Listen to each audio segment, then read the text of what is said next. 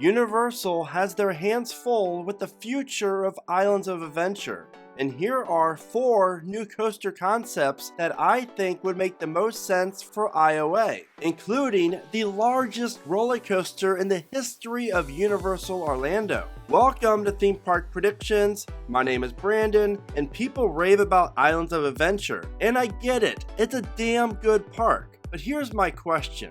Have we ever had a park as good as Islands that still has so many questions regarding its future? For example, what is the plan for Superhero Island over the next 10 years? What about the Lost Continent, Skull Island, and will we ever see a new attraction open in Seuss Landing? After spending weeks thinking about this, I decided it was best to let my creative side out and share with you these coaster concepts that would really improve Islands of Adventure in the future. With that being said, these are not my predictions, these are just coaster concepts that could potentially work at Islands. And once you see all 4 of them, you'll know why I think Universal should consider at least a few of these for the future. Concept number 1, a new Jurassic World family coaster. One of the latest rumors regarding Islands of Adventure is the future of Skull Island. Because the real question is, how much longer will Skull Island be in operation for? Opening on June 9th, 2016, Skull Island somewhat has been thrilling riders ever since. But with the recent budget cuts for the attraction, including the elimination of the 3D aspect of the ride entirely, we have to wonder, how much longer will this attraction stick around for? Because in my opinion, I do not see it having too much longer. And besides, Universal squeezed this attraction in between the Jurassic Park and the Toon Lagoon themed areas. So you have to admit that the attraction does feel a bit out of place. But the big question is, what could Universal do with this attraction? Well, what if they gutted the entire attraction? The only thing that would stay would be the show building itself. Then calling up mock rides and having them design a brand new Wild Mouse coaster that would be located indoors and outdoors in this area. But here's the best part about this. Each train would be themed to the gyrospheres in the famed Jurassic World movie. Having a coaster like this would really complete the entire Jurassic Park area. And if this would ever happen, I could very well see Universal just rebranding the entire area from Jurassic Park to Jurassic World. As far as the coaster itself goes, the first half of the ride would feature a dark ride segment leading up to the coaster's first lift hill, which would be located indoors. From there, riders would experience hairpin turns, steep drops, and other fun elements that are typically found on Wild Mouse coasters. And since this ride is themed to dinosaurs, there's going to be animatronic dinosaurs throughout the entire attraction. The third and final segment would feature the coaster's second lift hill, which would be located outside. Riders would then be faced with a 70-foot drop followed by an overbank turn that would be located right in the front of the attraction as you see right here. The rest of the ride's layouts would feature some airtime hills, some curved hills, as well as some bunny hills as the train makes its way back indoors and into the brake run. I don't know about you, but Jurassic Park is by far my personal favorite themed area at Islands of Adventure, and I want to know what yours is. What is your favorite themed area at the park? Let me know in the comments. And I think by adding a brand new family indoor and outdoor Wild Mouse coaster would be a huge win for the park.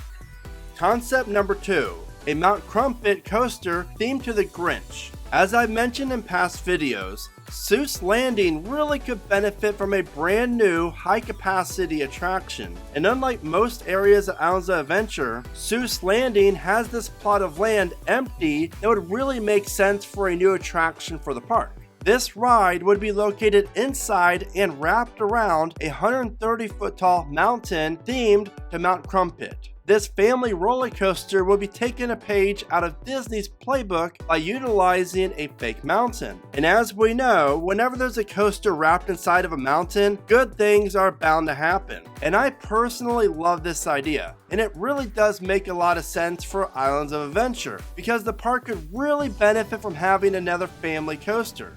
Concept number 3, a brand new Zelda themed area and coaster. What used to be the best themed area at Islands of Adventure has quickly become the worst, simply due to the fact that the only real attraction that you're going to find in the Lost Continent is Mythos. Yes, a restaurant.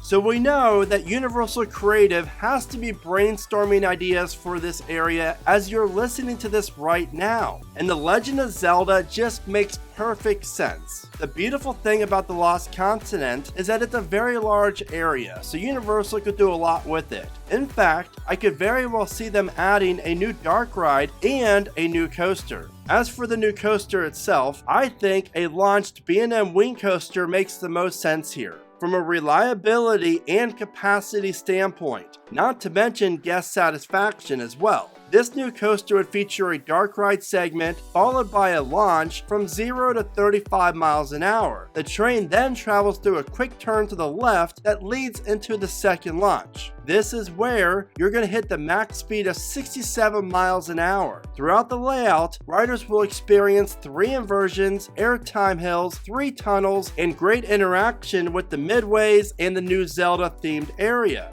This coaster would instantly become one of the most popular rides at Islands of Adventure and would complete the whole Zelda themed area. But the best part is, we would also see Mythos stay, and of course, we'd also get a new dark ride out of it, which would be located in the old Poseidon's building. Concept number 4. Islands of Adventure's largest coaster ever. The day that Islands of Adventure announces a retheme to Marvel Superhero Island will be a day a lot of us will not be happy. So I hope it does not happen for a very long time. When you examine this themed area, at first it appears that there really is not any room for a new attraction, especially a roller coaster. That is why I'm here to tell you that there's plenty of room for a new major coaster to loom above Marvel Superhero Island. One that could become the tallest and fastest coaster at Universal Orlando Resort. What I like most about this coaster concept is that you would see no current attractions get removed to make way for this mega coaster. The only building structure that would get removed would be the Toon Lagoon Theater, which hardly ever gets used, so we all know this venue's on its last legs. If Universal would remove this theater, then you would have more than enough room for the coaster station, the maintenance bays, the queue line, express pass line, the exit gift shop, and the entrance plaza. I am also eyeing the area of the lagoon that runs in between Toon Lagoon and Superhero Island for the first half of the ride's layout. As for what type of coaster, well, I think a brand new B&M dive coaster would make a ton of sense for this area and would fit in perfectly with the Superhero Island theme. Dive coasters are extremely popular among park guests, and they are very reliable and offer high capacity. This dive coaster concept would feature a 175-foot tall lift hill and feature 4 inversions, including the first ever stall element on a dive coaster. The first half of the coaster's layout would feature overbank turns and low-to-the-ground elements that are located right above the water. The second half of the ride starts off with a plunge off a 120-foot tall mid-course brake run and interacts with the queue line and the entrance plaza. This new coaster would totally tie in the areas of Toon Lagoon and Superhero Island so much better than what we currently have. Are you thinking about visiting Universal Orlando? If so, then you need to check out my video about the secrets and tips of the Universal Express Pass. So if you like to save some money and time at Universal Orlando, then you'll definitely want to watch this. So those are my 4 coaster concepts that I hope to see get built at Islands of Adventure. Which one is your favorite? Also, let me know your coaster ideas where Islands of Adventure can build their next coaster. As always, thank you so much for watching. Remember to smile today, think positive, and keep riding coasters.